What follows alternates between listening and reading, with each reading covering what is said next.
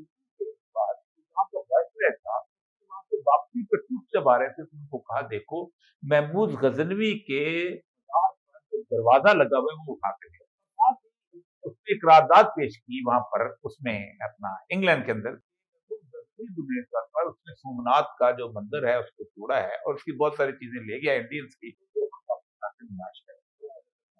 तो वहाँ पर करनाल के फिर महमूद गज़नवी को पहली दफ़ा इन पूरी ह्यूमन हिस्ट्री में लुटेरा कहा गया।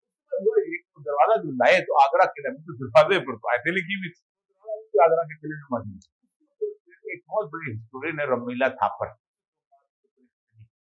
उसने कहा सोमनाथ में कोई मंदिर था ही नहीं जब महमूद गज़नवी आया है। अच्छा। उससे कोई 100 150 साल 170 साल कहते हैं 100 पहले एक महावीर होते थे, जैन मत के फॉलोअर।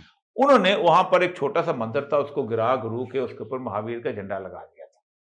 तो महमूद गज़नवी जब पहुँचा है वहाँ पर असल में कुछ गोरे थे और कुछ ये थे, इनके साथ उसकी लड़ाई हुई और वो वापस चला गया। तो ये एक बड़ी मिथ तो उसने तोड़ी।